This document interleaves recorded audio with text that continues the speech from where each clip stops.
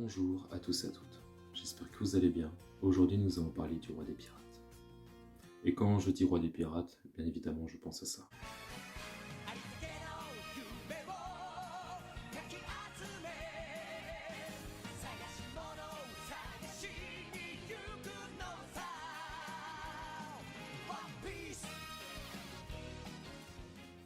Mais aussi, je pense un petit peu plus à ça.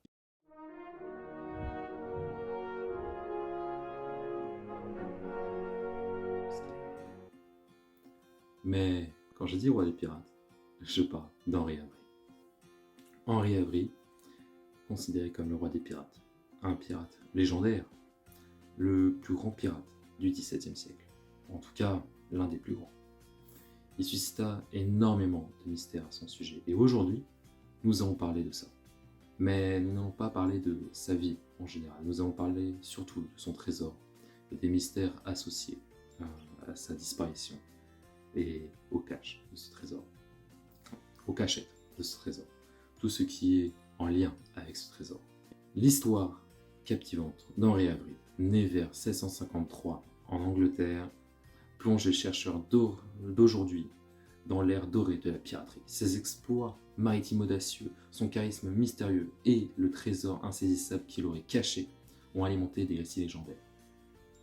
Cette exploration approfondie révélera des détails de ces légendes, des détails d'une de ses aventures en mer particulièrement, des mystères entourant sa disparition et la quête perpétuelle du trésor d'Henri. Originaire d'Angleterre, plus principalement de Plymouth en Angleterre, Avery est passé de marin à pirate redouté. Sa réputation de brutalité et d'intelligence en ont fait un leader respecté parmi ses hommes. Il a opéré principalement dans les Caraïbes où il a mené des attaques audacieuses contre les navires marchands et acquis une notoriété redoutable.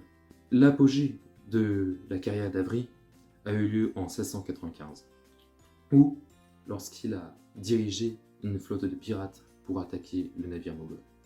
Cette attaque impitoyable a abouti à la capture d'un trésor immense, faisant de lui une légende parmi les pirates de l'époque. Sa victoire audacieuse a marqué l'histoire de la piraterie et a contribué à sa réputation légendaire. Après son raid spectaculaire, des récits mystérieux ont commencé à circuler suggérant qu'Avery aurait mystérieusement disparu. Les légendes prétendent qu'il aurait lui-même coulé son propre navire avec son trésor à l'intérieur. Mais déjà c'est très bizarre, ou sinon qu'il se serait tout simplement retiré discrètement. Et ça suscite encore plus de mystère par rapport à sa vie. Ces histoires ont captivé l'imaginaire populaire et ont contribué à façonner sa légende. L'emplacement du trésor d'Avery est toujours une très grande énigme concernant l'histoire de la piraterie. Malgré des siècles de recherche, personne n'a réussi à découvrir son trésor caché. Les spéculations sur son emplacement vont des Caraïbes à l'Afrique, alimentant la fascination pour ce trésor perdu et le mystère entourant sa cachette secrète. La fin de la vie d'Avery demeure un mystère. Avec peu d'informations précises sur sa disparition, certains récits suggèrent qu'après sa dernière attaque réussie, donc en 1695, il se serait retiré discrètement des activités de piraterie, préférant mener ainsi une vie paisible loin des regards discrets. D'autres versions affirment qu'il aurait été capturé par les autorités britanniques ou par d'autres pirates rivaux, mettant ainsi fin à sa carrière tumultueuse en mer. Malheureusement, les détails de sa mort et de la fin de sa vie restent flous, et c'est un sujet assez ambigu, laissant place à de nombreuses spéculations, mais aussi laissant place un mystère sur le sort final de ce pirate légendaire. L'héritage perdure à travers des âges, rappelant l'âge d'or de la piraterie. Cette aventure audacieuse, ses légendes envoûtantes et son trésor insaisissable, l'énigme de sa vie et de son trésor reste vivante, captivant ainsi l'imaginaire collectif et soulignant la fascination intemporelle pour les mystères de la piraterie. Nous allons parler d'un emplacement, enfin d'une lettre plus précisément, concernant le trésor d'Avery. Alors, juste, bon, je vais pas faire d'ellipse hein, car ça va être très très court. Tac, tic, tac, voilà, c'est celle-là. C'est cette lettre-ci que je vais vous mettre, dans tous les cas, je vous mets l'image quelque part sur la vidéo. Mais c'est une lettre apparemment qui aurait potentiellement été écrite, en tout cas qui aurait un lien avec le trésor d'Avery. Comme vous pouvez voir, le titre Avery le pirate. Avery le pirate tout en haut. Cette lettre apparemment révélerait l'emplacement du trésor d'Avery. Mais déjà on peut voir qu'il y a des endroits où on a une autre langue, donc principalement de l'anglais, mais ensuite nous allons en français. Apparemment, The Seashore. Apparemment, ce serait près des sables du Seashore. Il faut juste savoir c'est quoi le Seashore. Le trésor apparemment se trouverait dans des boîtes, dans 3 boîtes dans le Seashore. Ce sont des mallettes. Ce que l'on peut voir, c'est qu'on aurait à peu près un emplacement approximatif comme une carte au trésor. En gros, cette lettre serait une carte au trésor menant au trésor d'Henri Avery. Bien évidemment, là, ce n'est pas sous forme de plan, mais plus sous forme d'indices, comme on a dans Sea of Thieves pour les joueurs de ce jeu, comme moi. Donc, c'est quelque chose vraiment intéressant, puisque bah, c'est assez dingue en fait. D'un côté, on ne sait pas si c'est une vraie lettre. Enfin, moi en tout cas, je ne sais pas. Peut-être que c'en est une, peut-être que c'est une fausse lettre. En tout cas, moi je vous mets la source dans la description, où c'est que j'ai trouvé cette lettre. Et là, du coup, on peut voir que en français, il y a marqué environ 3 miles à l'est du Ligue, près de 3 pierres grises ou rochers dans une cave.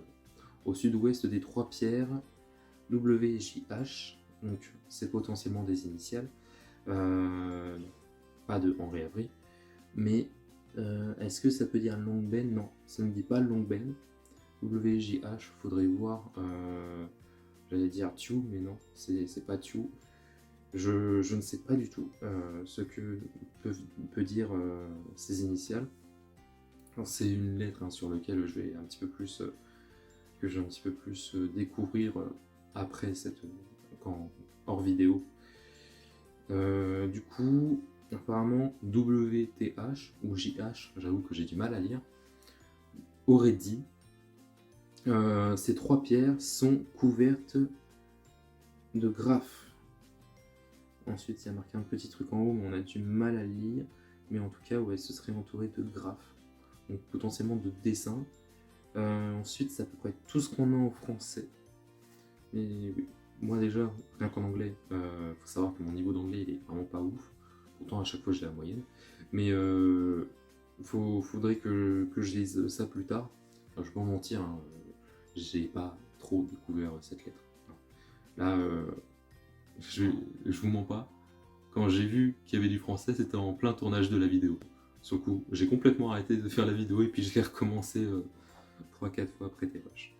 Mais ouais, sur le coup, c'est à peu près tout ce que je peux vous dire sur cette lettre. Là, c'est à peu près tout ce que je peux vous dire concernant les trésors. Et maintenant, je vais vite fait parler de One Piece. Pourquoi j'ai mis One Piece au tout début?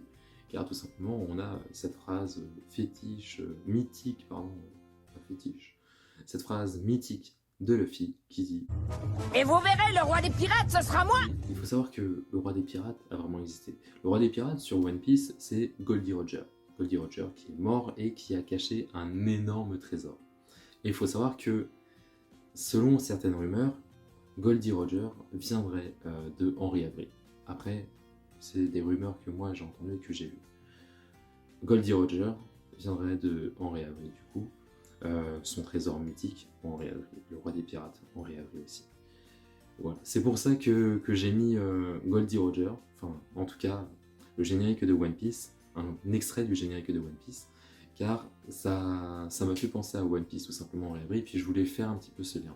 Pourquoi j'ai mis Uncharted? Bah, tout simplement, dans le cadre, on parle de Henry Avery, on cherche le trésor de Henry Avery, et dans Uncharted, Henry Avery serait le créateur d'un lieu mythique, d'une cité légendaire, appelée Libertalia. Et Libertalia, je pense que je ferai potentiellement une vidéo dessus prochainement. Sur ce, j'espère que cette petite vidéo vous aura plu. J'espère que ce trésor donne envie un petit peu d'explorer, de faire plus de recherches comme moi.